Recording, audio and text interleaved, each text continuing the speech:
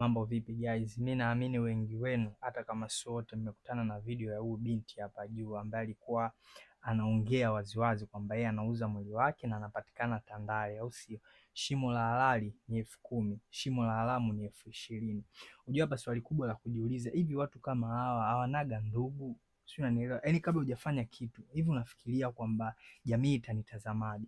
Kwa sababu mtu anajiuliza, watu kama hawanaga ndugu, hawanaga mashikaji, hawanaga marafiki wa kuwashauri kwamba kabla hujafanya kitu fulani, hebu fikiria kwanza mara mbili, hiki ninachotaka kukifanya ni sahihi? Yaani binti anaongea kabisa kwamba maisha ni magumu, sio, unanielewa?